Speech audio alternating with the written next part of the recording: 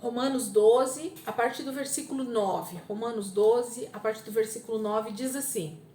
Não sei aí na Bíblia de vocês, mas na minha tá com o título O Amor, né? Então não sei como é que tá. Vocês vão perceber o quanto essa receita de bolo que Paulo deixa aqui para nós é poderosa. Diz assim, Romanos 12, versículo 9. O amor deve ser sincero. Odeiem o que é mal, apeguem-se ao que é bom. Dediquem-se uns aos outros com amor fraternal. Prefiram dar honra aos outros mais do que a vocês. Nunca falte a vocês o zelo. Sejam fervorosos no espírito e sirvam ao Senhor. Alegrem-se na esperança. Sejam pacientes na tribulação. Perseverem na oração. Compartilhem o que vocês têm com os santos em suas necessidades. Pratiquem a hospitalidade. Abençoem aqueles que os perseguem. Abençoem-nos, não os amaldiçoem. Alegrem-se com os que se alegram. Chorem com os que choram. Tenham uma mesma atitude uns para com os outros. Não sejam orgulhosos, mas estejam dispostos a associar-se a pessoas de posição inferior. Não sejam sábios aos seus próprios olhos. Não retribuam a ninguém mal por mal. Procurem fazer o que é correto aos olhos de todos. Façam todo o possível para viver em paz com todos. Amados, nunca procurem vingar-se, mas deixem com Deus a ira, pois está escrito: minha é a vingança, eu retribuirei, diz o Senhor. Ao contrário, se o seu inimigo tiver fome, dê-lhe de comer. Se tiver sede, dê-lhe de beber. Fazendo isso, você amontoará brasas vivas sobre a cabeça dele. Não se deixem vencer pelo mal, mas vençam o mal com o bem. Amém? Então esse é o nosso texto de hoje, para a gente poder então conversar aqui, começar a nossa aula. A galerinha que tá aí, gente, só se vocês estiverem realmente assim, comendo, fazendo alguma coisa aí que não pode aparecer na câmera, senão abre pra nós aí pra gente ficar junto aqui. Eu fico tão sozinha, né? É tão ruim ficar com essas câmeras fechadas, dá uma impressão que a gente tá realmente sozinha na aula. Vamos lá? Então, Paulo está falando conosco no capítulo 12, que a gente falou semana passada, sobre essa questão de nos entregarmos como sacrifício vivo, santo e agradável, de usarmos a nossa vida em transformação ao Senhor, né? Que a nossa mente seja totalmente transformada, que o Senhor possa realmente nos fazer compreender que nós somos um só corpo. Ele vai terminar essa parte, né, do capítulo 12 aqui no versículo 4, 5, 6, 7, ele vai falar sobre a forma com que a gente deve ser dentro do corpo de Cristo, né? Sabendo que nós precisamos uns dos outros para que unidos, juntos, então nós possamos ser um no Senhor e ajudarmos e edificarmos e servirmos e ensinarmos cada um dentro do seu propósito, dentro do seu chamado, dentro dos seus talentos. E o Senhor tem prazer nisso, né? Cada um realmente vai ser um canal de bênção para o outro de acordo com a sua habilidade ou o talento que o Senhor então assim determinar. E aí Paulo termina esse início do capítulo 12 falando para cada um fazer de acordo com aquilo que foi proposto, né? Ele fala aqui no versículo 8, ó, deixa eu pegar aqui pra gente ver junto. Se é dar ânimo, que assim faça. Se é contribuir, que contribua generosamente. Se é exercer liderança, que a exerça com zelo. Se é mostrar misericórdia, que o faça com alegria. E aí ele diz assim, irmãos, agora vamos ver então como é viver nesse corpo, como é viver como cristão, transformado, que a nossa mente já está sendo transformada, que nós estamos nos entregando então como sacrifício vivo, santo e agradável, como esse sacrifício vivo. Será que nós temos sido realmente esse sacrifício vivo, entregue todos os dias no altar do Senhor, né? Para nós sermos mortos e ao mesmo tempo vivos para Cristo. Então essa é a pegada, né, que Paulo quer nesse momento fazer a gente refletir, fazer a gente compreender como é ser um cristão segundo o padrão do propósito de Deus, da vontade do Senhor como corpo. E aí ele começa essa lista, que para mim é uma lista. Eu queria que você tivesse aí, sei lá, um papel, ou que você aproveitasse a tua Bíblia então e fosse colocando pequenos números aí para você perceber quantos mandamentos, né, Paulo coloca aqui, quantos conselhos ele coloca para nós como vida cristã. Então, para a Renata, que já escreve pouco, agora ela precisa pegar um caderno de 10 matérias para anotar o que eu vou falar, porque ela já escreve pouco. Olha lá, ela já preparou. Pode ter certeza que essas folhas aí vai ser pouco, hoje. Glória a Deus, porque eu fiz o meu esboço aqui, deu bastante, imagine, Renata. Então, ele começa dizendo a primeira coisa aí, ó, o amor deve ser sincero. Então, a primeira coisa que Paulo já fala aqui para nós, para um verdadeiro cristão que decidiu transformar a sua mente, que decidiu ser um sacrifício vivo ao Senhor, que entendeu como é essa vida em Cristo, o amor deve ser sincero. Então, a gente precisa entender que a palavra amor, gente, não tem a ver com sentimento, tem a ver com mandamento, tem a ver com atitude. Então, tudo que eu for fazer para alguém, tudo que eu for fazer dentro do corpo de Cristo, porque aqui eu quero levantar um aspas, que lembra que a palavra de Deus, as cartas, elas não estão sendo escritas para ímpio. Então, deixa aí esse adendo, né, para você aí no cantinho, dizendo assim, tudo que Paulo está dizendo para nós nesse trecho e em todas essas cartas não diz respeito a ímpio, não diz respeito às pessoas do mundo. Ele está dando conselhos, ele está falando com a igreja, com o corpo de Cristo, com essas pessoas que são então esse sacrifício vivo ao Senhor, que já tem as suas mentes sendo transformadas pela palavra, para poder viver a boa, perfeita e agradável vontade de Deus. Se nós desejamos isso, então Paulo vem com essa minha chamada receita de bolo aqui, a partir do versículo 9. E não é que eu tenho a opção de ser ou não ser o que Paulo está dizendo. Não há segunda opção, só há a opção de ser. Então ele dá conselhos, ele dá mandamentos, vamos dizer assim, né? A minha forma de falar aqui mandamento é porque são coisas totalmente voltadas às coisas espirituais. Então elas se tornam mandamentos para nós, são ordens que vêm do próprio Espírito Santo para mim e para você. Então, se toda a palavra é inspirada pelo Espírito Santo, então quer dizer que cada conselho que Paulo deixa aqui para nós, escrito nessa carta aos Romanos, ela diz respeito ao corpo de Cristo, à igreja como um todo. Então, ele não está falando com ímpio, ele não está falando com descrente, ele não está falando quem não nasceu de novo, ele está falando com cristãos. Então, o amor deve ser sincero. Então, a minha atitude em amar o meu irmão, em amar o meu próximo, em agir com atitudes de amor, não tem a ver com vontade. Eu sinto de amar essa parte da igreja.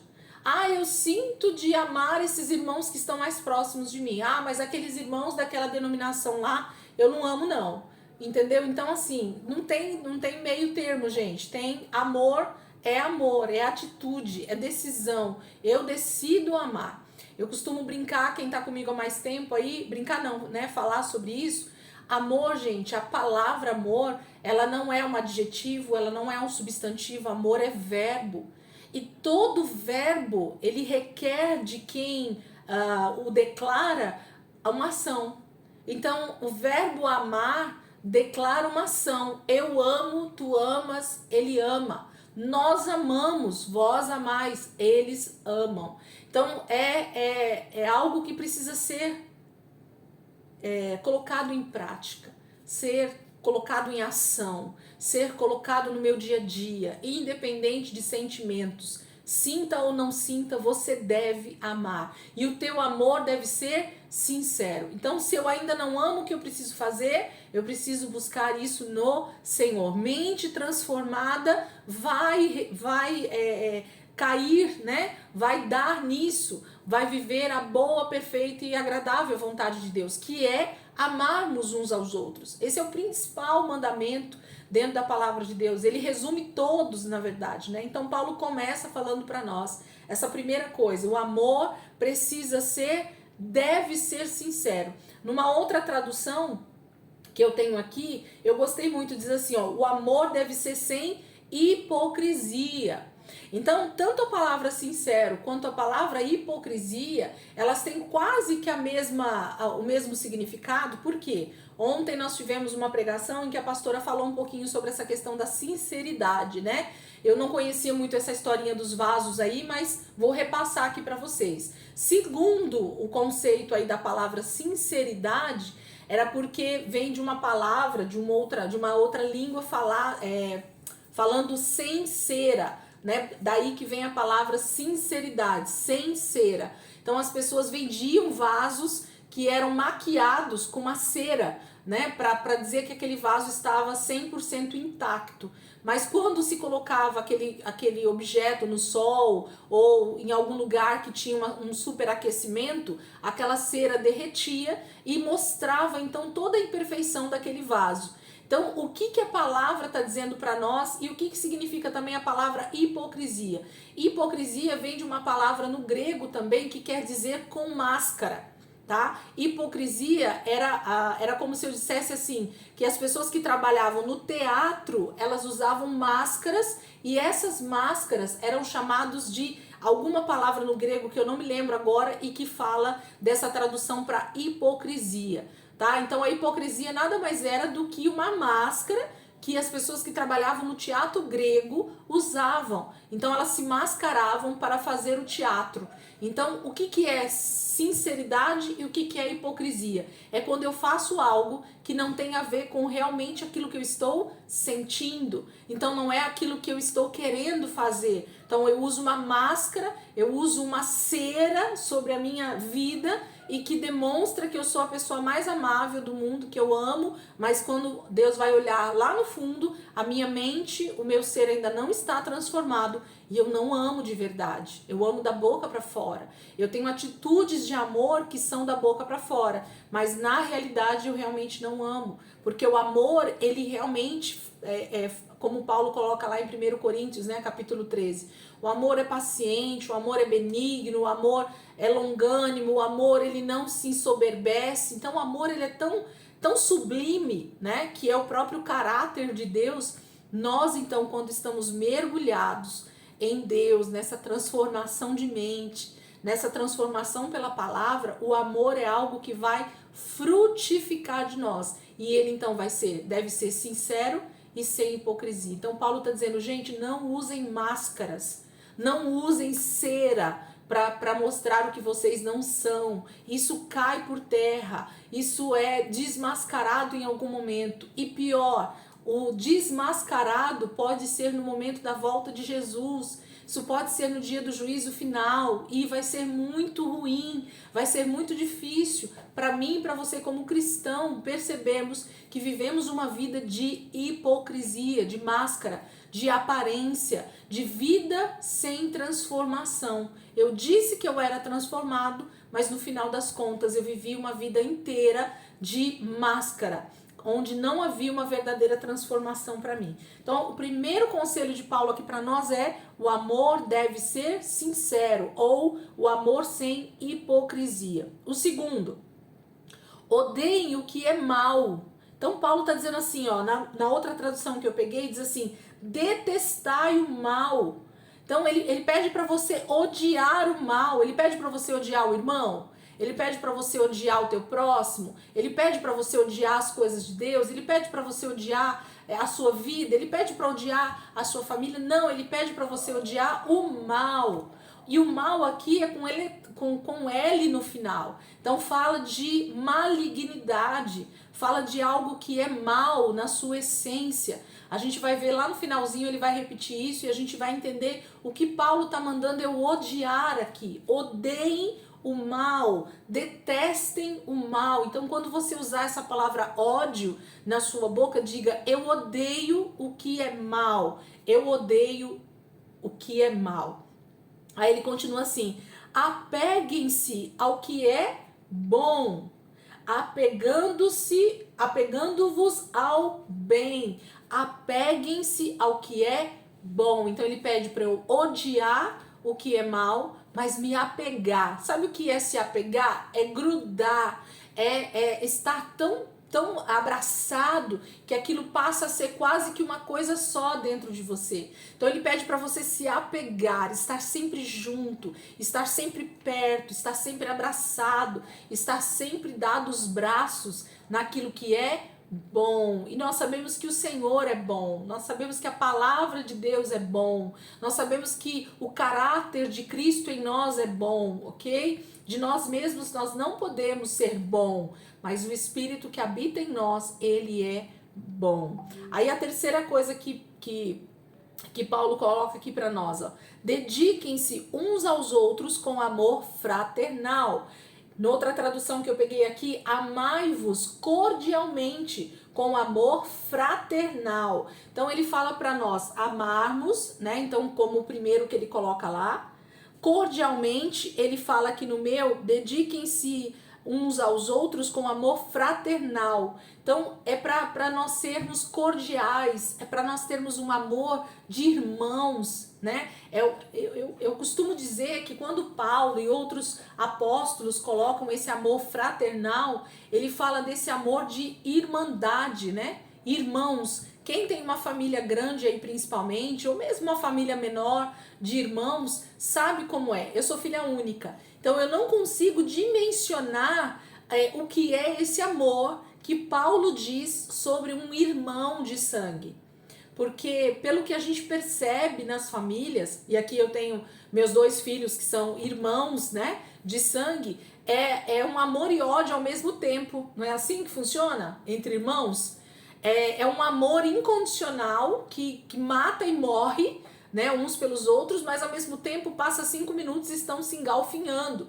Por quê? Porque na verdade a vida ela tem a tendência de nos trazer coisas boas às vezes e coisas não tão boas. Cada um tem a sua personalidade, cada um tem a sua forma, né, de agir, e isso faz com que mesmo sendo irmãos, né, mesmo sendo somente irmãos de sangue, essas pessoas tenham um amor que vai além da briga, vai além da discussão, vai além da não concordância, né? Ainda que eu não concorde com alguma coisa que meu irmão fala, eu amo ele de forma fraternal.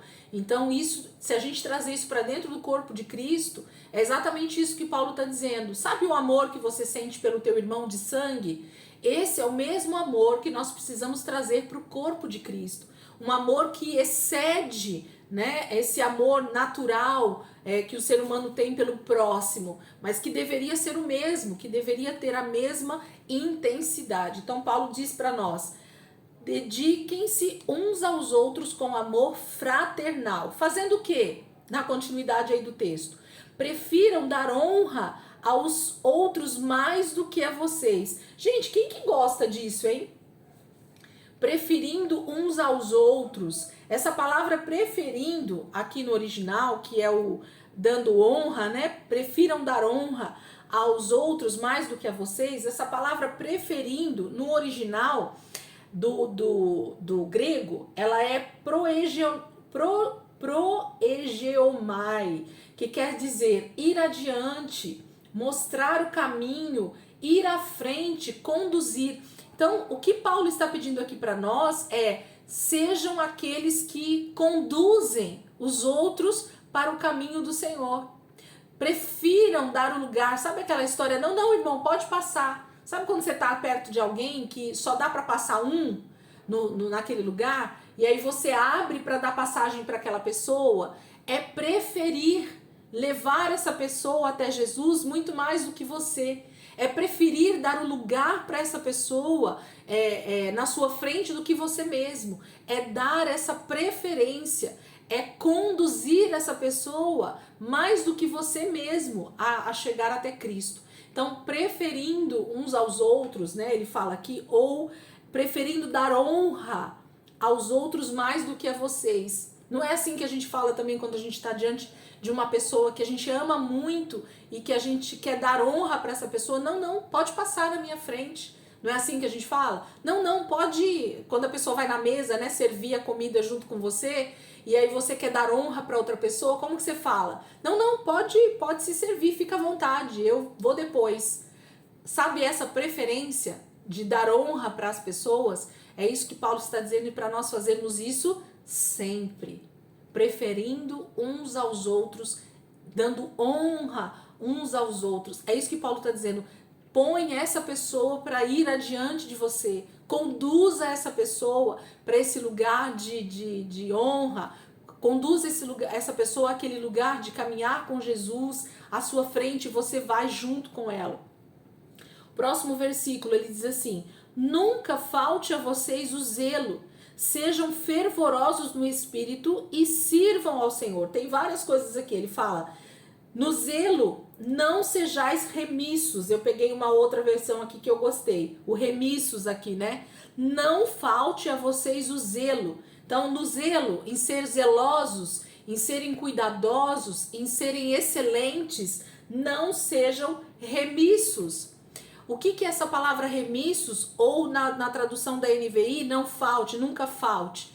É a chamada preguiça, é a chamada lentidão. Essa palavra no grego, ela fala sobre lentidão, sobre preguiça, sobre sermos indolentes. Sabe aquela pessoa que faz de qualquer jeito por pura preguiça, por puro desleixo, né? Por puro, não tem zelo com aquilo que está fazendo. Faz as coisas como se estivesse fazendo para qualquer pessoa. E nós não estamos fazendo nada para qualquer pessoa. Nós estamos fazendo para o Senhor. A palavra de Deus diz que tudo que nós formos fazer, façamos como ao Senhor. Então, tudo que você vai fazer, você precisa fazer buscando zelo, excelência, buscando ter vontade de fazer aquilo com o máximo de excelência possível, para não sermos remissos, né, lentos, indolentes. Isso é triste dentro do corpo de Cristo. Aí ele continua, mas sejam fervorosos no Espírito. E não sei aí na Bíblia de vocês, mas na minha tá em letra minúscula. E deveria estar em letra minúscula aí na Bíblia de vocês. Sede fervorosos de espírito, né? Sejam fervorosos no espírito. Então tá falando no meu espírito. Onde é que eu preciso ser fervoroso? No espírito, naquela parte que tá lá no meu íntimo, que nasceu de novo quando eu aceitei Jesus. Sejam fervorosos no espírito. Então é no espírito que eu preciso ser fervoroso, servindo ao Senhor. É assim que está dizendo aí, né? E sirvam ao Senhor. Então, como é que eu devo ser? Fervoroso de espírito, fazendo o quê? Servindo ao Senhor. Sabe o que é esse servindo aí? O original é a mesma conotação para escravo. Então, a forma como eu devo servir ao Senhor é com o espírito de escravo, como alguém que está para obedecer ao Senhor. Se o Senhor é o teu Senhor e o teu Salvador, então a forma como você deve servi-lo é como um escravo em amor. Então, sejamos fervorosos no Espírito, servindo ao Senhor. Então, esse Espírito precisa estar constantemente sendo levado a um fervor, a essa alegria, a essa renovação constante, porque assim nós vamos servir ao Senhor como o Senhor deve ser servido, em obediência, em fidelidade, como escravos, né, de quem nos comprou com alto preço. É isso que a palavra de Deus diz. Ele continua dizendo, outro conselho para nós aqui eu marquei, já é o 6º. Versículo 12, alegrem-se na esperança. Outra tradução diz esse mesmo versículo, regozijai-vos na esperança.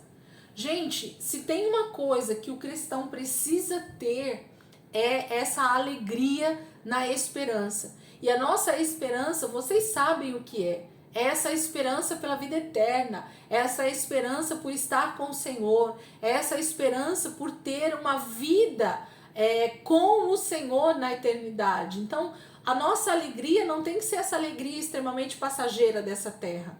A alegria que o mundo mostra é muito passageiro. Para quem se alegrou aí com o carnaval, se alegrou durante 3 dias, 4 dias, 5 dias, mas acabou. Agora, para essas pessoas, muitas vezes, vem tristeza, vem o remorso pelas coisas que fizeram, pelos pecados cometidos, agora vem a depressão, agora vem a angústia, agora vem a dívida no cartão de crédito, agora vem as coisas, os adultérios que aconteceram. Então essa não é a nossa alegria. A nossa alegria, o nosso regozijar vem de uma eternidade. Nós estamos servindo ao Senhor como escravos, porque nós temos alguém a quem nós servimos em amor e nós temos essa esperança de uma eternidade, de viver com Ele eternamente. Vai muito além, né? O entendimento sobre isso vai muito além. Próximo conselho de Paulo para nós: sejam pacientes na tribulação. É fácil isso, gente? Sede pacientes na tribulação. Paulo já sabe, né? No mundo tereis aflições. Jesus disse isso. Paulo continua dizendo isso para nós. Sede pacientes na tribulação. Por quê? Porque ela vai vir, ela vai acontecer, ela é real, ela não é algo que nós vamos poder pular a fase. Não existe isso, né? Essa palavra pacientes aí no original grego, ela não é essa paciência do fruto do Espírito não, tá? Ela vai além. Essa palavra no original do grego aqui, ela diz aguentar bravamente. Sabe aquela pessoa que aguenta com muita bravura, aguenta firme mesmo diante de muita tribulação. Paulo diz isso, né? Diversas vezes, que ele esteve em diversas situações de total desespero, mas ele foi alguém que lutou, né? Que aguentou bravamente. Então é aguentar até o fim. Aquele que for até o fim será salvo. É aguentar pacientemente, dessa forma aqui, aguentando com bravura. Então, sede pacientes na tribulação. Então, ele está mandando eu ser paciente, aguentar com bravura onde? Na tribulação. Existe um momento que eu vou precisar ser esse cristão com a mente transformada, tendo a esperança, né? Sede fervorosos no Espírito, servindo ao Senhor, regozijai-vos na esperança e sede pacientes na tribulação. Aí ele continua: perseverem no quê? Em que é para eu perseverar? Na oração. Então a oração vai ser o meu alimento diário, né? Durante toda a minha vida, esse alimento diário que precisa estar conosco todo o tempo, esse relacionamento com o Senhor através do que nós conhecemos como oração, como essa fala, esse diálogo, essa conversa, esse relacionamento. Essa é a melhor palavra talvez que a gente possa falar para oração. É ter um amigo com quem eu posso compartilhar todas as minhas dificuldades, todas as minhas dores, todas as minhas expectativas, toda a minha esperança, é interceder por aquilo que Deus está fazendo, é perseverar em oração. Na oração ele está mandando eu ser perseverante. Na tribulação ele manda eu ser o quê? Paciente. Mas na oração, perseverante. Essa palavra perseverante no original aí, ela dá um entendimento para nós de constante, ter cuidado com algo. Sabe aquilo que você não pode abandonar de forma nenhuma? Sabe aquilo que você não pode deixar de lado? Sabe aquilo que você não pode negligenciar? Esse é o entendimento dessa palavra perseverante no original que Paulo colocou. Então, na oração, eu não posso ser inconstante. Na oração, eu não posso ser negligente. Na oração, eu não posso deixar ela para depois. A oração eu não posso deixar para o dia seguinte. A oração eu não posso deixar para mais tarde. A oração precisa ser perseverante, constante. Eu preciso ter cuidado com a minha vida de oração, porque ela vai me levar a entender e a compreender todo esse relacionamento com o Senhor diário. Aí ele continua dizendo assim para nós. Versículo 13. Compartilhem o que vocês têm com os santos em suas necessidades. Então ele dá um outro conselho: compartilhar as necessidades com quem, gente? Com os ímpios? É com os ímpios que a gente tem que compartilhar as necessidades? Com os santos. Então, o que isso está mostrando para nós? Que eu preciso ser alguém que mostra as minhas fragilidades uns para os outros. Gente, isso no século 21 talvez seja a coisa mais difícil para a igreja. De verdade. Porque não sei vocês aí, mas eu sei que a maioria tá aqui no mesmo contexto que a gente, mas quem não tá, quem tá me ouvindo depois aqui vai poder pensar isso junto comigo. Se tem uma coisa que a gente dificilmente sabe no corpo de Cristo, é quando alguém está passando por algum tipo de necessidade. Nunca vi uma era de pessoas tão orgulhosas dentro do corpo de Cristo. Porque o que Paulo está dizendo aqui para nós é que nós precisamos compartilhar as necessidades dos santos. Nós precisamos nos abrirmos e as pessoas precisam se abrir para nós das suas necessidades. Eu jamais vou saber, gente, que alguém precisa de uma ajuda financeira com alimentos se você não compartilhar que está faltando alimento na tua casa. Eu jamais vou saber que você está com uma dificuldade no teu casamento e que nós precisamos aconselhar você, que nós precisamos orar pelo teu casamento e que nós precisamos talvez levar vocês para um aconselhamento nessa área se vocês não compartilharem. Então o que Paulo está dizendo assim, os santos, por isso que ele fala que é entre os santos. Entre o corpo de Cristo, nós precisamos ter o costume, nós precisamos ter a prática de nos abrirmos, de compartilhar as necessidades, de compartilhar os nossos desafios, de compartilhar o que nós estamos precisando. Porque se isso não acontecer, a igreja se torna vulnerável para a ação de Satanás, para a ação de demônios. Por quê? Porque eu vou achar que ninguém não está nem aí com a minha vida. E isso é o que a gente ouve hoje em dia. Tem muita gente que fala assim, eu não vou para a igreja mais não. Ninguém tá nem aí, ó, eles nem sabem que eu tô passando dificuldade, eles nem sabem que tá faltando comida dentro da minha casa, eles nem sabem que o meu casamento tá todo destruído. Não sabe mesmo, e não vai saber mesmo, porque você não é humilde o suficiente para justamente buscar ajuda entre os santos. A igreja era o lugar de comunhão, do momento de comunhão, de mesa, de relacionamento, para justamente nós buscarmos ajuda, conselho, né? Vigor para continuarmos. Então, quando Paulo fala isso, ele está falando de uma igreja que vivia essa vida em comunhão, que vivia essa vida em família, ok? Se tem uma coisa que nós precisamos voltar a viver dentro do evangelho é comunhão. Vocês vão ver que essa palavra vai aparecer aqui também, que é a palavra koinonia, né?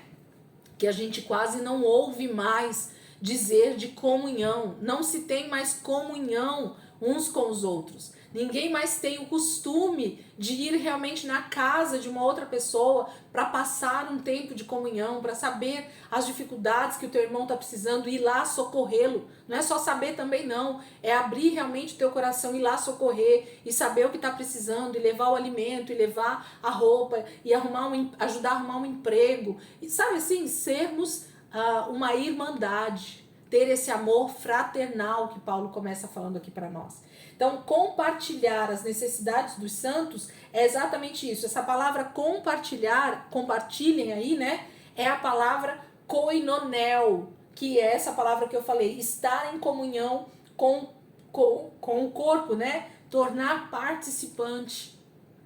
É nós sabermos realmente as necessidades uns dos outros. É nós confessarmos as nossas dificuldades uns aos outros. É nós abrirmos o nosso coração de dificuldades que nós estamos tendo uns com os outros. E isso vai fazer com que você cresça, isso vai fazer com que você seja suprido, isso vai fazer com que você tenha alguém segurando no teu braço e dizendo, não, irmão, eu vou te ajudar nessa jornada que está difícil para você, e você vai se levantar e você vai sair dessa. Paulo está falando de unidade, Paulo está falando de ser corpo. Quando o nosso pé está doente, o corpo inteiro sabe que ele está doente. Por que o corpo inteiro sabe que ele está doente? Porque ele está dentro de um mesmo corpo, ok? Então o corpo compartilha. As partes do corpo, elas se falam. E aí automaticamente eu consigo sentir a dor que está no meu pé, em todo o meu corpo. Por quê? Porque o meu corpo se conversa, o meu corpo ele compartilha aquilo que está doendo, aquilo que está difícil, aquilo que está machucado, aquilo que está faltando, né? Então, esse compartilhar é esse koinonel, essa koinonia que a gente ouve, né, falar dessa palavra no grego que fala a respeito de comunhão. Necessidade está falando de carência mesmo, de responsabilidade. Nós somos responsáveis uns pelos outros em amor, sabia? Há uma responsabilidade que o Senhor atribui ao corpo de Cristo para uns para com os outros. Por isso que o amor é fraternal.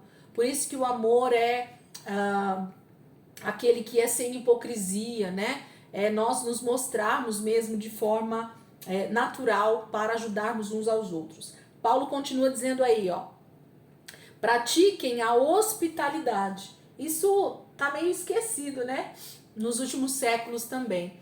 A dificuldade é tão grande, né? Em saber quem é que nós colocamos dentro da nossa casa por causa da cera, por causa da falta de sinceridade, por causa da hipocrisia, por causa da malignidade. Lembre, ó, apegando-vos ao bem, detestai o mal. Gente, as pessoas não detestam mais o mal. Elas inverteram isso. Elas amam o mal e elas se afastam do bem, sabia? Por isso que a gente tem dificuldade em ser hospitaleiros hoje em dia. Por isso que a gente tem dificuldade em compartilhar necessidades. Por isso que a gente tem dificuldade de ser corpo, de ter esse amor fraternal. Porque as pessoas, elas usam de falsidade, elas usam de hipocrisia umas com as outras. Então, quando é que eu consigo acreditar em alguém de verdade hoje em dia? Fala pra mim. Quando é que você tem coragem realmente de abrir a sua casa e hospedar alguém para morar com você, sendo que você não sabe nem qual é a real situação daquela pessoa? Isso é muito difícil, mas Paulo está dizendo que esse era o papel de todo cristão. E quando ele fala da hospitalidade, de serem hospitaleiros, Paulo está lembrando justamente dos mandamentos que o Senhor deixa lá na Velha Aliança. Porque quando Deus fala sobre hospitalidade, gente, Deus está falando sobre ser estrangeiros, né? Das pessoas que estão num lugar que não é a pátria delas, que não é o lugar delas. E por um momento essas pessoas estão passando dificuldades, elas estão passando por uma fase difícil. Então isso acontece nos nossos dias ainda, né? Nós temos aí facilmente nos meios de comunicação as pessoas que são, deixa eu lembrar agora como é que fala, quando eles são colocados para foge, né, da pátria deles, como é que fala, gente? Me ajuda alguém aí, que o pessoal entra lá pelo norte do país, que vem de outros países, como que fala? Refugiados. Sabe os refugiados? É esses que Paulo está falando sobre hospitalidade, também dentro do corpo de Cristo, tá? Mas principalmente pessoas que realmente estão totalmente fora da sua pátria, fora da sua nação, fora da sua casa. Elas não têm um lugar onde dormir, elas não têm um lugar onde comer, elas não têm um lugar onde ficar. E elas são largadas, deixadas ao léu, deixados de qualquer forma. E a igreja, o corpo de Cristo, era para ser esse lugar de hospitalidade. A igreja era para ter esse papel de ação social. Vocês sabiam que todo o papel de ação social que a gente vê hoje de forma governamental era para a igreja, o corpo de Cristo, agir nessas áreas. Mas o corpo de Cristo tem sido negligente com essa ação social, com essa parte, né, que a gente chama na Bíblia de atos de justiça. São atos de justiça. E então, por nós sermos negligentes, quem tem feito o papel tem sido o governo, tem sido as entidades filantrópicas, tem sido as ONGs, tem sido as outras religiões. Entende? Quantos acampamentos de refugiados são mantidos por ONGs totalmente espíritas, totalmente governamentais, e que não era para eles estarem cuidando disso. Quem deveria estar cuidando disso era o corpo de Cristo, porque nós estaríamos cumprindo o mandamento do Senhor, de cuidarmos daqueles que estão necessitados, daqueles que estão desamparados, daqueles que estão precisando justamente ser acolhidos, amados e então evangelizados. Entendem? A grande maneira da igreja se mostrar igreja em várias épocas, foi exatamente em momentos de tragédia, em momentos de desespero. O próprio povo de Israel, quantas vezes eles foram oprimidos pelos inimigos, e o Senhor usou isso para que eles fossem então novamente resgatados. Entendem? O Senhor sempre usa de situações como essa, de crise, de catástrofes, de situações adversas, para mostrar o seu amor. E como é que Deus mostra o seu amor? Através somente de palavras? Não, através principalmente de atitudes. Então, quando a igreja se posicionar com esses mandamentos que Paulo está falando aqui para nós em Romanos, nós vamos atrair muito mais pessoas para o reino de Deus, porque eles vão reconhecer Cristo em nós. Mas há uma dificuldade muito grande hoje, por justamente as pessoas serem totalmente apegadas ao mal e detestarem o bem, né? Então as pessoas se usam muitas vezes dessas situações para roubar, né, as pessoas, para trair, para fazer tantas coisas. E por isso tem sido tão difícil agir dessa forma no meio do corpo de Cristo, inclusive dentro do próprio corpo de Cristo. Às vezes você vai ajudar uma pessoa e essa pessoa age totalmente com maldade, né, roubando você ou fazendo tantas outras coisas. Que a misericórdia do Senhor alcance essas vidas e que nós possamos sim poder trabalhar um pouco mais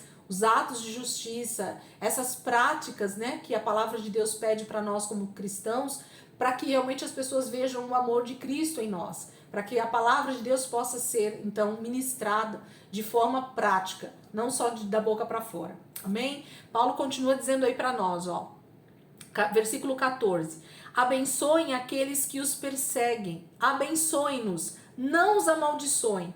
Então ele fala da palavra bênção, né? Abençoem os que vos perseguem, abençoem e não os amaldiçoem. Paulo está dizendo assim, para nós sempre invocarmos palavras de bênçãos. Essa palavra abençoar, no original, é sempre invocar uma bênção. Então, Deus abençoe, que Deus possa prosperar a tua vida, que Deus possa salvar você. Então, que da nossa boca, como cristãos, saiam sempre palavras de bênçãos, invocando bênçãos, jamais maldição. Deixe a maldição para o Senhor. A palavra vai falar aqui, né? A palavra maldição aí fala de condenação, tá? Nós não devemos jamais condenar qualquer pessoa que seja. Nós não temos esse poder, nós não temos essa autoridade, nós não temos esse dever. Isso fica para o Senhor, porque ele vai dizer aqui mais embaixo, a gente já vai chegar lá. Outro versículo que ele fala para nós. Versículo 15: alegrem-se com os que se alegram e chorem com os que choram.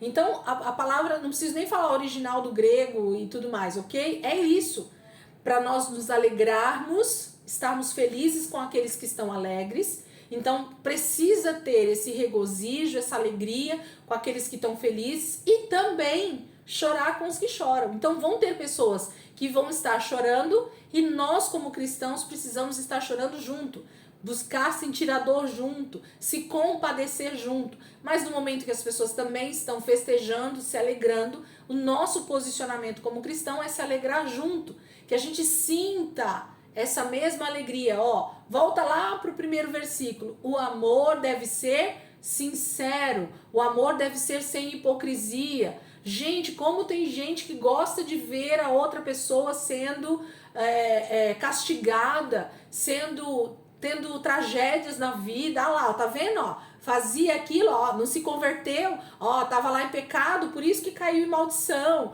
Sabe esse tipo de coisa? Esse sentimento, ele precisa ser convertido em nós. Nós precisamos nos alegrar com aqueles que se alegram e chorar com aqueles que choram. Sabe, sentir a dor da pessoa?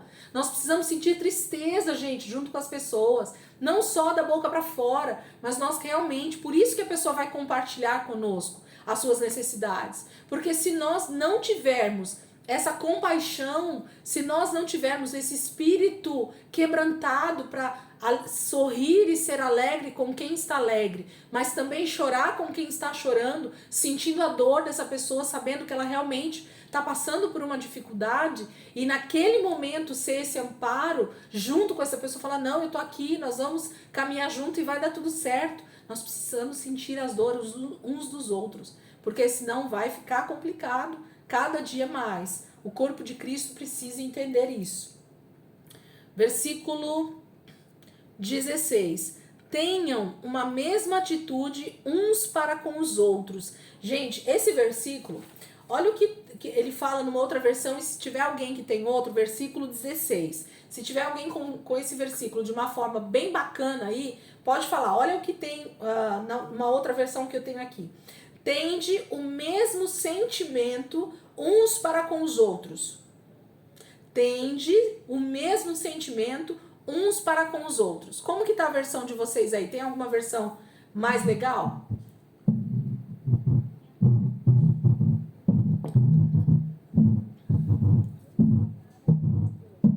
Não tá, Rê, tá aquele chiadão assim, aí sua voz não chega.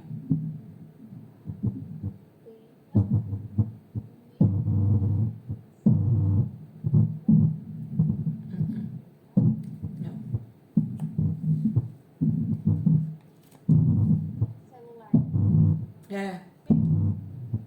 Tenta falar bem devagarzinho, mais perto aí do fone, pra ver se rola. Você tá com a NTLH, é isso?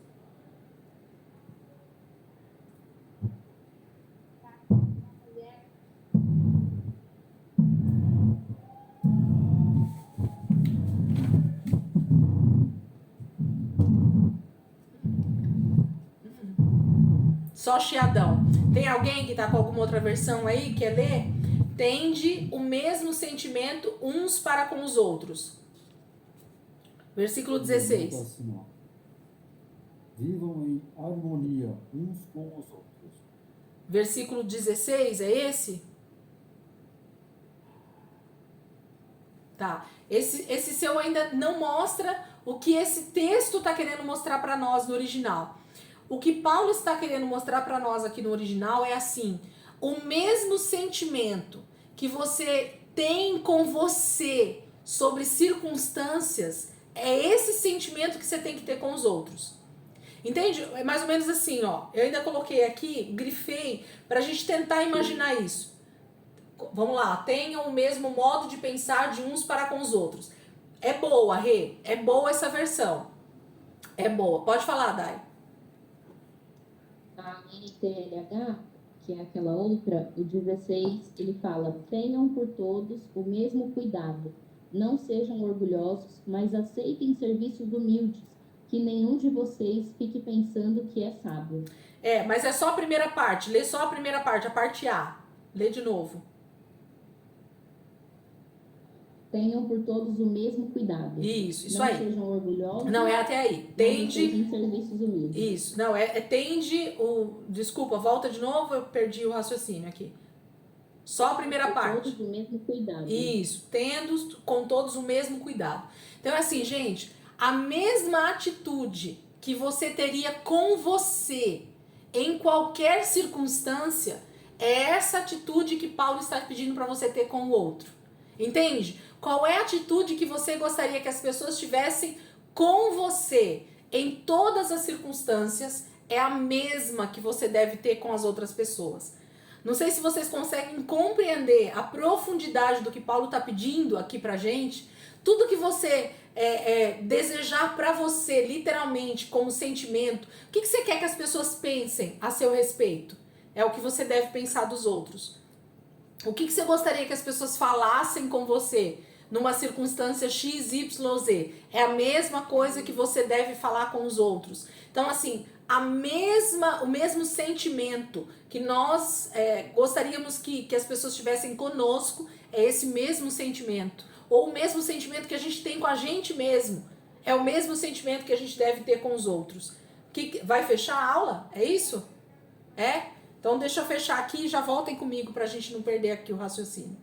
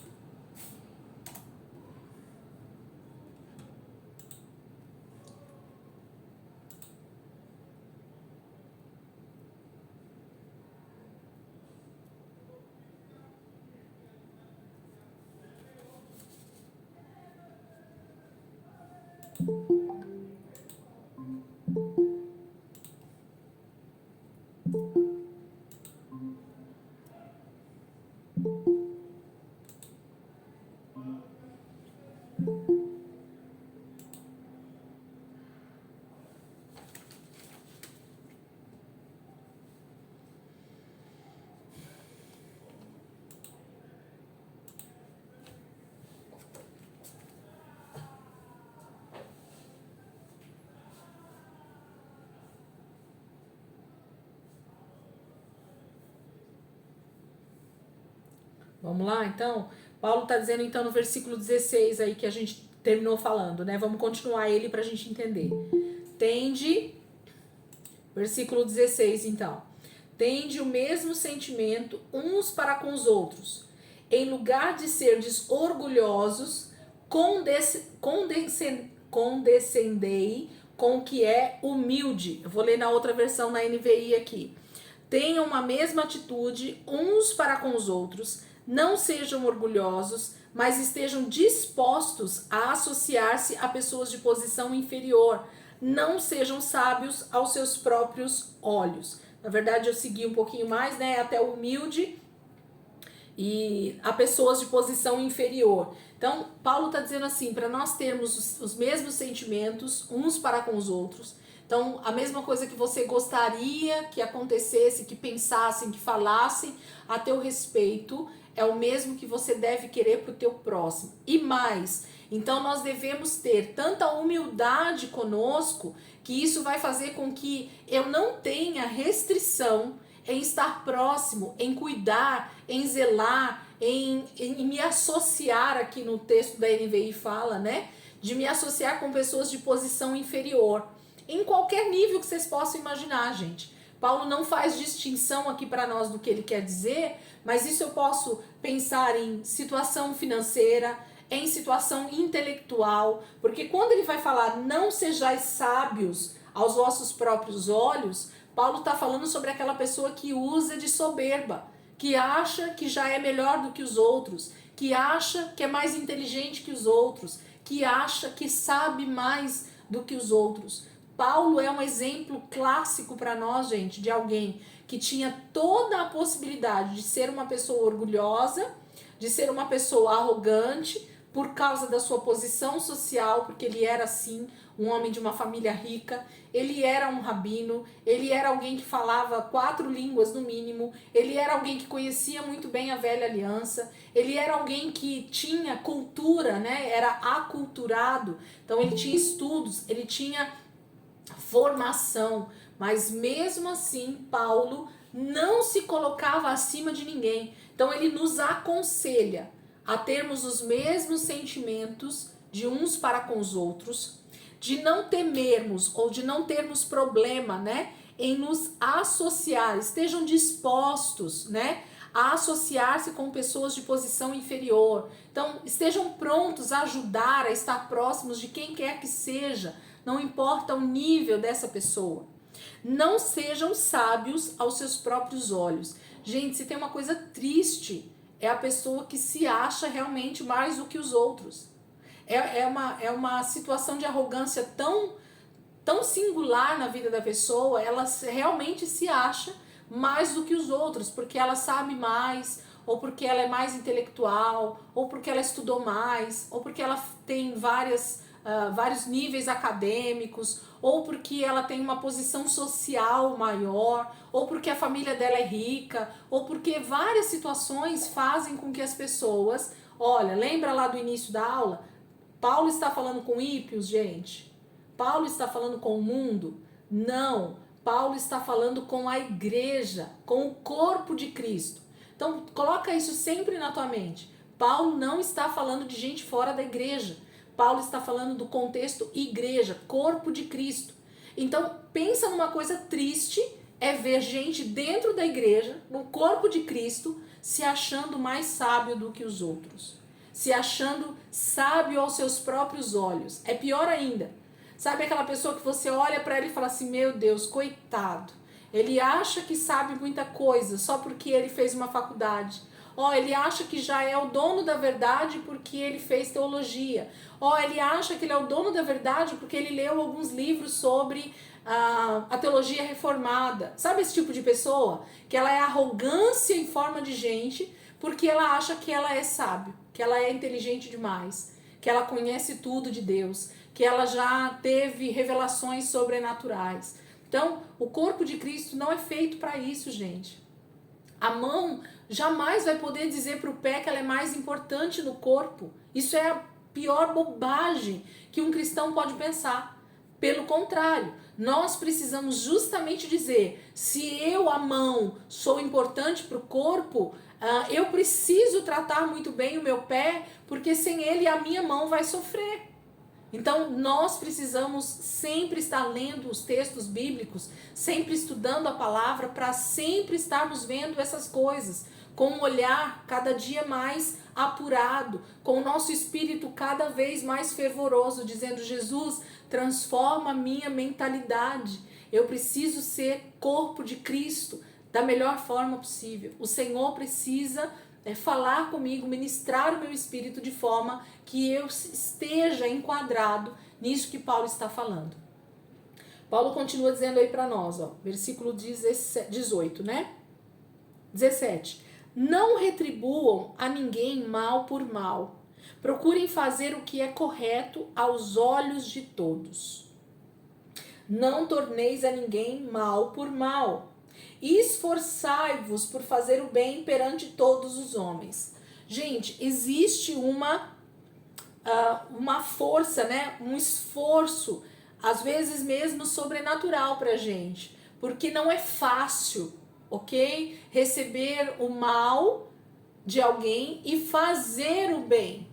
Então, quem disser que isso é fácil, não entendeu ainda o verdadeiro evangelho, porque não é fácil, ok? Receber o mal e então devolver o bem é algo sobrenatural, só pode vir do próprio Deus, do amor de Deus na nossa vida, dessa transformação que faz a gente olhar para o próximo, entendendo que se ele está fazendo mal para mim, é porque ele ainda não entendeu o evangelho de Cristo. Lembra de novo, ele está falando para irmãos.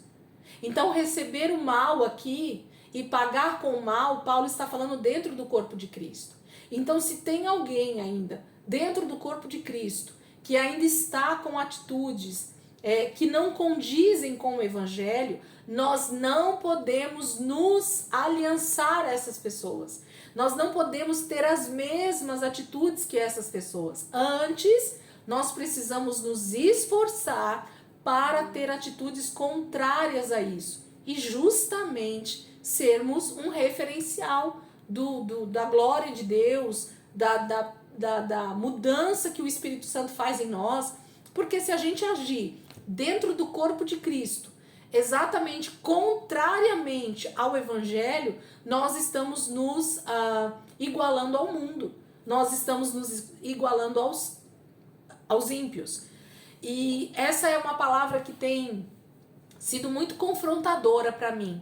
Porque quando a gente lê a carta de 1 João, e João vai falando sobre o amor, quem ainda não teve a oportunidade de meditar nessa carta, eu te aconselho a meditar, não ler. Então você vai para essa carta e fica aí pelo menos uns 3 meses dentro daqueles 5 capítulos ali de 1 João. Gente, quando a gente como corpo de Cristo entender o que é o amor de Deus sobre as nossas vidas, o mundo vai reconhecer Jesus em nós. Enquanto a igreja, o corpo de Cristo, estiver ainda se degladiando, estiver tendo atitudes contrárias ao evangelho entre a gente mesmo, enquanto nós formos como a igreja de 1 Corinto, enquanto a gente for como alguns irmãos de Roma, enquanto a gente for como alguns irmãos ao redor do mundo, como Paulo está mostrando aqui para nós, em que o evangelho ainda realmente não faz parte das nossas atitudes, o mundo não vai reconhecer Cristo em nós. E esse tem sido o grande problema. Quando Paulo fala sobre os judeus não reconhecerem Deus em nós, ele está falando sobre isso. Ele está falando sobre um povo que se diz filhos de Deus, mas que suas atitudes não condizem com o Pai o qual elas pregam. Então nós pregamos um Pai de amor, nós pregamos um Pai de perdão, nós pregamos um Pai de misericórdia, nós pregamos um Pai que morreu em nosso favor, mas quando nós precisamos dar lugar para o irmão sentar na igreja, a gente briga. A gente briga com o irmão porque o irmão não deixou a gente, sei lá, fazer alguma coisa que a gente queria. A gente coloca o irmão na justiça porque o irmão me deu calote. A gente põe, sei lá, várias situações que a gente poderia citar aqui, que Paulo cita na carta aos Coríntios, e que a gente vê hoje no corpo de Cristo, ativamente. Não é só no primeiro século que a gente via isso escrito aqui nas cartas de Paulo. A igreja continua sendo o mesmo corpo, ainda não transformado, ainda não sendo a imagem e semelhança de Cristo. Nós continuamos tomando o mal com o mal. Paulo está dizendo, gente, pelo amor de Deus, não torneis a ninguém mal por mal. Que dirá dentro do corpo de Cristo? Se não é para fazer fora com qualquer outra pessoa, que diremos dentro do corpo de Cristo? Então aí é inaceitável, ok? Um irmão tratar o outro irmão de forma contrária à palavra de Deus. Aí ele diz, mas esforçai-vos. Ele fala na NVI, né? Quer ver? Não retribuam a ninguém mal por mal, procurem fazer o que é correto aos olhos de todos. Eu acredito que quando ele fala para nós fazermos o que é correto diante de todos, ele não está falando só a respeito de dentro da igreja, mas a nossa atitude como cristão precisa ser diferente em qualquer lugar que nós estejamos. E aí é que nós vamos fazer a grande diferença. O ser cristão dentro da igreja é até um pouco mais fácil. Já não é fácil. A gente sabe disso, eu estou colocando isso aqui para vocês, vocês sabem do que eu estou falando.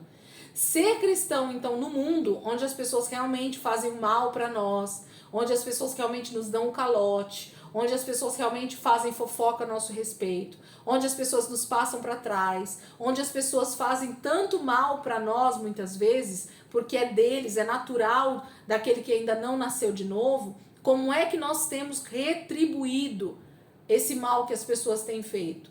Dando na mesma moeda, mesmo sendo cristão, e aí jamais o mundo vai ver Cristo em nós, ou nós realmente estamos dando a outra face para bater? Ou realmente nós estamos retribuindo o mal com o bem?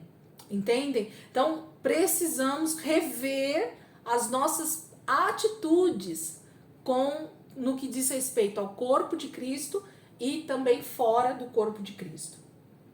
Paulo continua dizendo aí, versículo 18: façam todo o possível para viver em paz com todos. Numa outra versão, eu não sei se essa versão vocês têm aí, alguém tem ela diz assim: se possível, o quanto depender de vós, tende paz com todos. Alguém tem essa versão? Lê aí para mim, Adailton, sua versão, por favor, esse versículo inteiro. O versículo 18. No que depender de vocês, vivam em paz com todos. Quando eu li essa versão aí do Adailton, eu fiquei muito feliz. Porque o que Paulo está dizendo para nós é que nem sempre da parte do outro vai ser possível viver em paz com ele, ok? Então tem gente que não quer ter relacionamento conosco. Tem gente que não quer paz conosco. Tem gente que não quer ter comunhão conosco. E não há problema nenhum nisso. Só que Paulo está dizendo assim, no que for possível, no que depender de vocês, ok? Da parte de vocês, desejem ter paz com todos. Então eu é que tenho que estar livre de qualquer impedimento com qualquer pessoa, entende? Se o perdão depender de mim, eu libero o perdão. A pessoa não quer me perdoar, tudo bem, tá tudo certo, é da parte dela, mas a minha eu preciso fazer. Fazer o bem eu preciso fazer, ok? Então a minha parte eu preciso estar bem com todos. Naquilo que depender de mim, a palavra está dizendo, tenhais paz com todos. Então façam a parte de vocês dentro do evangelho, façam a parte de vocês dentro do corpo de Cristo. Quando Paulo diz isso, gente, ele está falando até dentro da igreja. Porque não sei com vocês, mas tem gente que infelizmente não gosta de mim. E eu não posso fazer nada, gente, a respeito disso, ok? Não está no meu controle fazer com que as pessoas me amem assim como eu as amo, ok? Então eu estou dizendo isso justamente já buscando esse aperfeiçoamento em mim. Porque tem pessoas que elas são realmente mais difíceis dentro do corpo de Cristo. Isso é natural, assim como dentro da família existem pessoas que são mais difíceis, assim como na empresa que a gente trabalha tem pessoas que são mais difíceis. E isso é devido a temperamento, a histórico familiar, a tantas outras coisas, a frustrações na vida da pessoa. Tem pessoas que são difíceis, mas nós precisamos fazer a nossa parte para estar bem com todos. Paulo não está dizendo que eu preciso me humilhar para essas pessoas. Paulo não está dizendo que eu sou obrigada a fazer essa pessoa me engolir. Não. Paulo está dizendo no que depender de vocês. Só no que depender de vocês. Tenham paz com todos. Então dentro do corpo e também fora. Mas principalmente dentro do corpo de Cristo. Ok? Então entre irmãos... Não pode haver a possibilidade de você dizer, essa pessoa, eu não tenho paz com ela, eu não tenho comunhão com ela, eu não consigo conviver no mesmo ambiente que ela. Então, naquilo que depender de mim e de você, tenhamos paz com todos. Bora continuar, tá quase terminando já esse trecho. Versículo 19, né? Amados, nunca procurem vingar-se, mas deixem com Deus a ira, pois está escrito, minha é a vingança, eu retribuirei, diz o Senhor. Então, Paulo está dizendo sobre vingança, né? Nós jamais, como cristãos, devemos pensar se querem nos vingar de alguém. Não está nas nossas mãos, gente. E quando ele fala isso, ele está dizendo assim, sabe aquele sentimento de vingança que vem dentro de nós? Tipo assim... Essa pessoa vai ver o que vai acontecer com ela por ela ter feito isso comigo. Ela vai vir uma praga sobre a casa dela. Ela vai ficar doente por ela ter feito isso comigo. Ela vai ver como é bom fazer maldade com os outros. Tomara que ela morra. Sabe esse tipo de declaração que sai da boca de muitos cristãos? Eu até ouvi esses dias atrás, o pessoal brincando, sabe o hino Sabor de Mel? É ele, é bem ele. É bem o hino Sabor de Mel esse aqui, entendeu? Que é aquele crente que só tá esperando o outro crente cair pra falar, tá vendo? A vingança veio a cavalo, e o cavalo era branco porque ele veio direto do céu, entendeu? Então é aquele crente que busca a vingança na vida do outro, literalmente.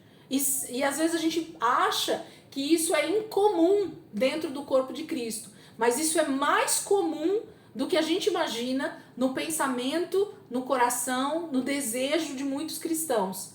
Sabe a história do rir com os que... sorrir, né? Se alegrar com os que se alegram e chorar com os que choram? É o contrário. A galera gosta de se alegrar com os que choram. Tá vendo? Olha lá, eu falei que ele ia passar por apuro, Deus ia apertar ele. Deus, entende? É o contrário. Então, por quê? Porque o sentimento que há em nós é de vingança. Tem uma amiga minha que já é falecida, foi uma das pessoas que mais assim foram um referencial na minha vida no início da minha conversão. E ela já tá com o Senhor, mas ela uma vez falou algo pra mim que ficou gravado, virou um rema dentro de mim. Ela diz assim, o crente não quer justiça, o crente quer vingança. Ok? Então, quando o crente ora, quando você vê alguém orando assim, Senhor, faz justiça pela minha causa, Senhor, faz justiça pelo teu povo, pode prestar atenção que na maioria das vezes, o que essa pessoa está pedindo no seu coração é vingança, não é justiça. Sabe por quê? Eu vou explicar aqui para vocês o que ela me explicou na época. Porque a justiça de Deus, gente, para alguém pode ser salvação. A justiça de Deus para alguém pode ser prosperidade. Porque o que a gente quer é que a pessoa receba aquilo que ela fez para nós na devida proporção ou pior. Ok? Então isso é vingança, isso não é justiça. Pedir justiça de Deus é justamente orar para que essa pessoa seja alcançada com a graça de Deus, com salvação, com remissão de pecados, com arrependimento. Isso é pedir justiça de Deus, ok? A justiça de Deus, ela vem para fazer a pessoa se arrepender. A justiça de Deus, ela vem para salvar as vidas. A justiça de Deus vem para nos resgatar do pecado. Mas o cristão que ainda não entendeu isso, ele ora pedindo justiça, mas o que ele está pedindo é vingança.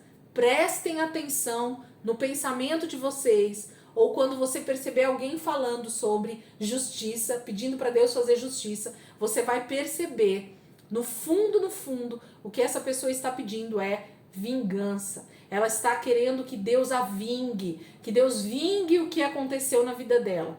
Então Deus não vai vir com vingança, porque esse não é o momento ainda da ira de Deus ser derramada sobre a humanidade. O nosso papel como cristão é: Senhor, derrama realmente a tua justiça para arrependimento, para conversão, para salvação. Quando você lê a história de Jonas na Bíblia, você percebe nitidamente isso que eu estou falando agora. Jonas, ele simplesmente se revolta com Deus porque Deus salvou Nínive. Jonas fica irado com Deus porque Deus derramou arrependimento e eles se converteram. Porque o que Jonas queria era que, por causa daquela cidade ser totalmente depravada, ser cheia de pecado, de maldade, de injustiça, o que Jonas queria era que Deus destruísse como destruiu Sodoma e Gomorra. Então o que Jonas queria era: Senhor, faça a sua justiça.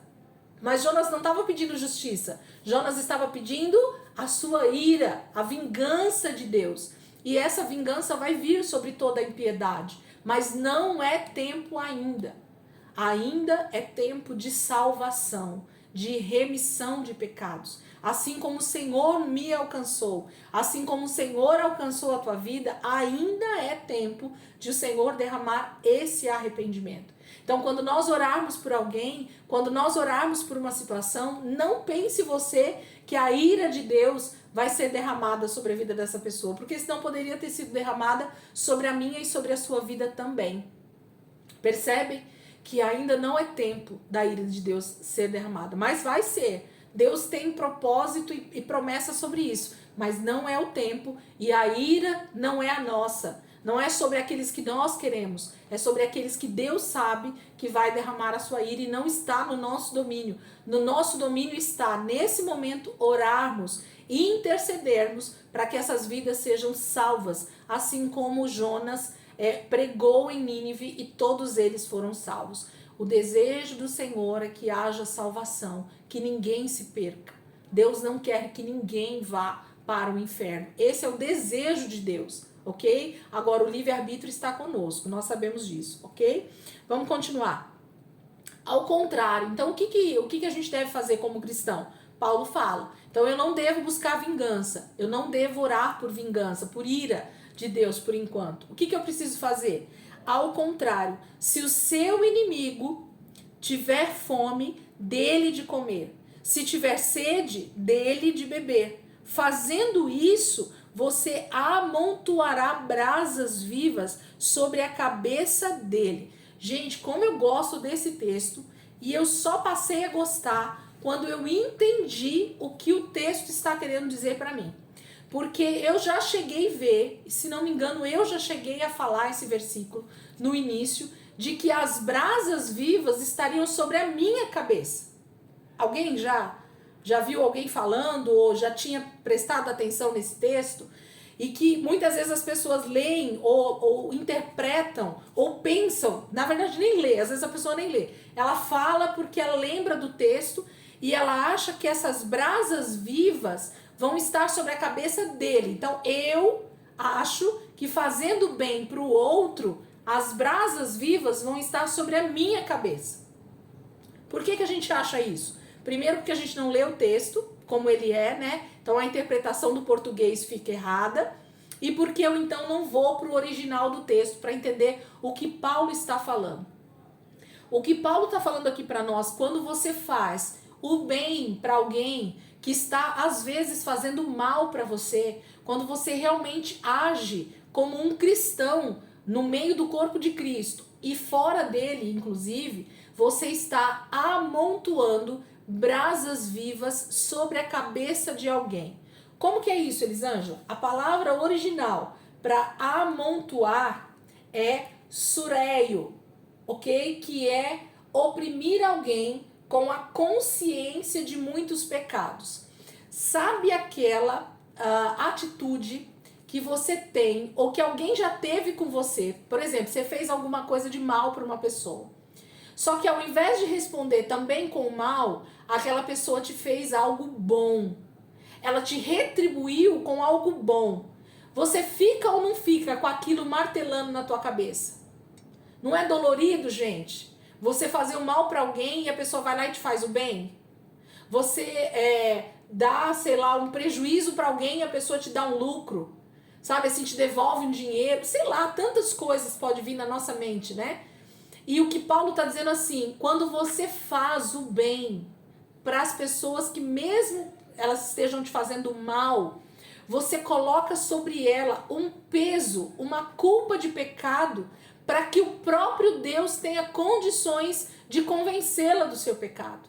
Então a palavra no original aqui fala oprimir alguém com a consciência de muitos pecados. Então, quanto mais você faz o bem para as pessoas, quanto mais você mostra o cristianismo na tua vida, quanto mais o amor de Deus é exalado de você, mais as pessoas vão ter consciência dos pecados delas. Porque é impossível, gente, que alguém te faça um mal e você retribua com o bem e essa pessoa não seja encucada com algo assim. Cara, mas eu só faço mal para essa pessoa.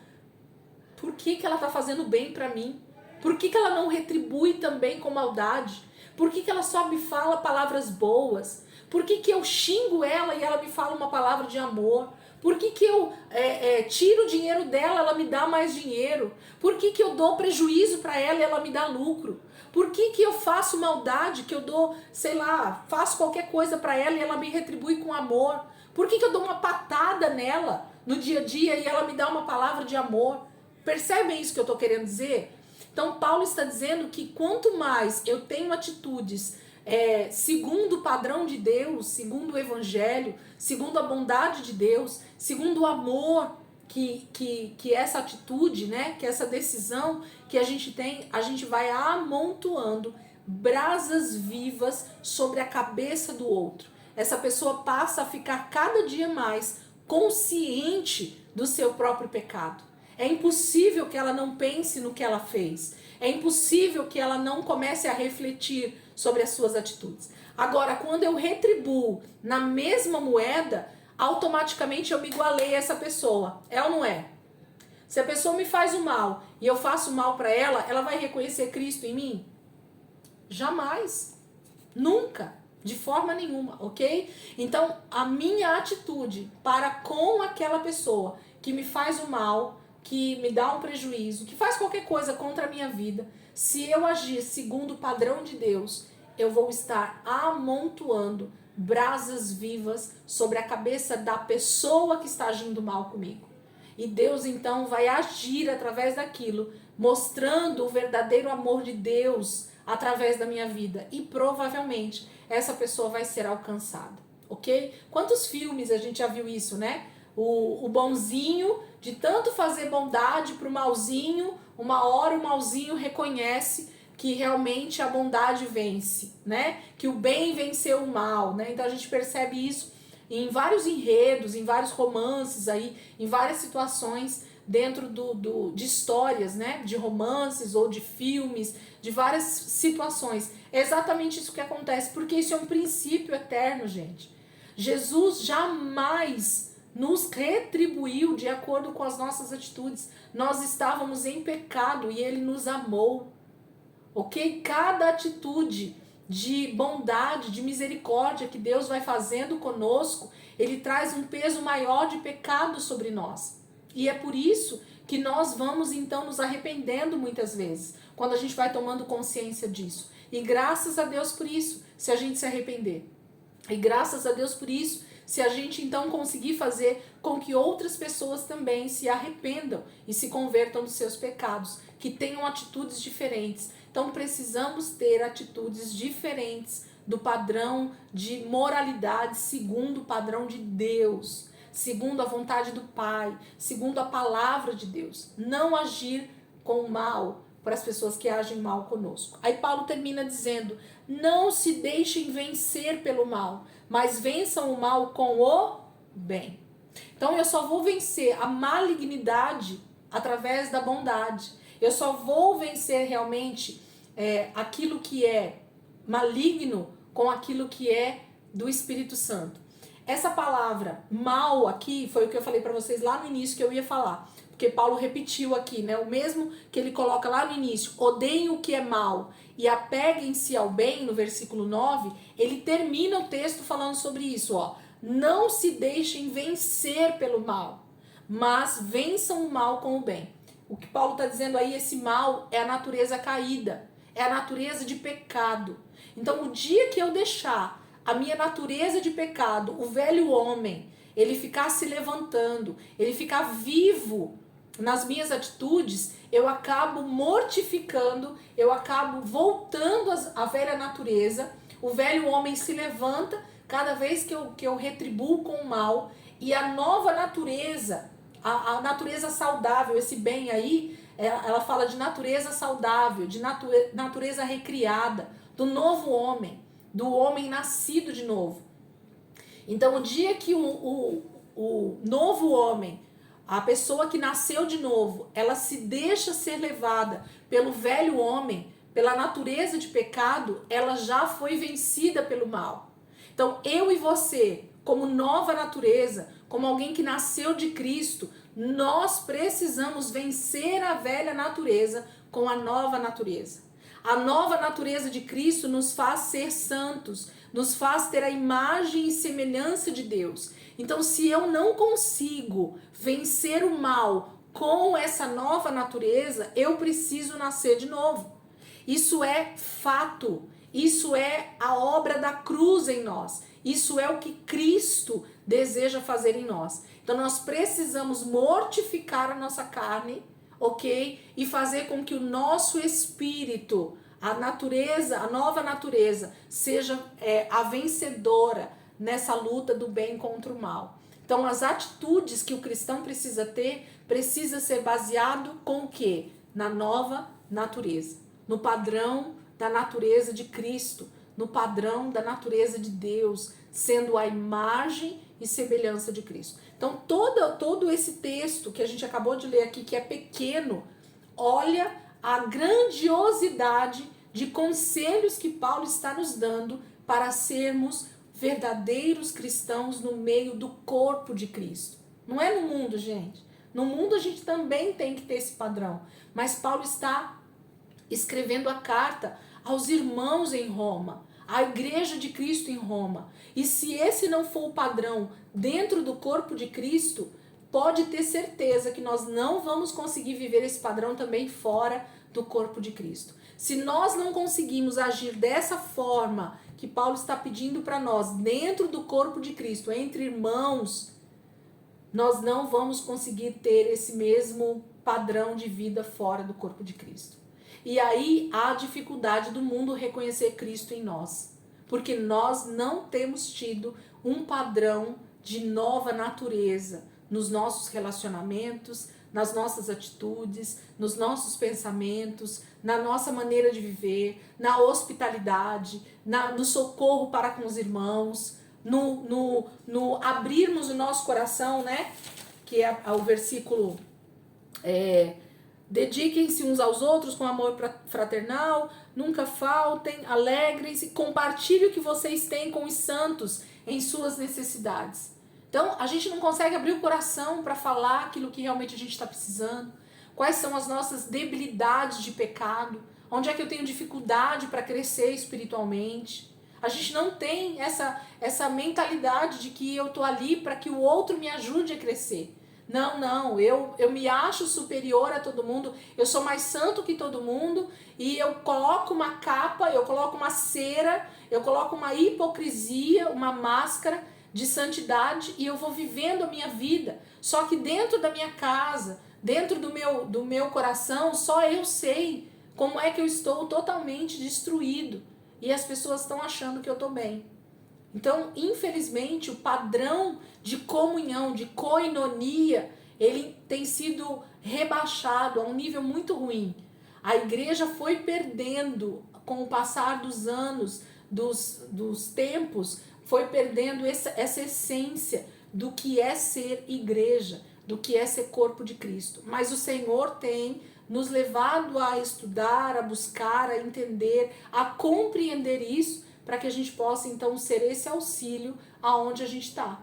Então que a gente possa ser a diferença, que a gente possa ajudar uns aos outros, que a gente possa ser esse suporte, né, para o corpo de Cristo crescer. Então nós somos em poucos aqui, mas eu sei que esses poucos, se nós fizermos a nossa parte, a tendência é o Senhor fazer a parte dele através de nós. Amém? Vou terminar aqui. O meu celular nem despertou, acho que eu tirei o alarme e esqueci de colocar de novo. Amém, meus queridos? Então, eu quero terminar aqui. Terminamos aí o capítulo 12. Semana que vem, a partir de sexta-feira, então, nossa aula. A gente vai continuar o capítulo 13 em diante. Nós temos aí mais algumas semanas, 2 ou 3 semanas para terminar o livro de Romanos. E aí, em seguida, a gente vai entrar nas outras cartas menores, que aí com certeza vai ser mais rápido. Livro de Romanos, Coríntios, são livros grandes, né? Então tem a tendência de acabar demorando um pouco mais. A gente já está, acho que 2 ou 3 meses dentro da carta aos Romanos. Mas o Senhor está nos levando a um entendimento disso, e isso é o principal. Né? Quem está comigo há mais tempo já sabe que a minha intenção aqui não é correr matéria, não é ficar passando o texto simplesmente por cima, não. É fazer a gente compreender as verdades espirituais contidas dentro do texto, para que a gente possa meditar depois, para que a gente possa estudar melhor e assim ir compreendendo a verdade de Deus para nós. Amém? Vamos orar, gente, para a gente terminar? Tem alguém aí que quer orar? Então a gente já ora para terminar.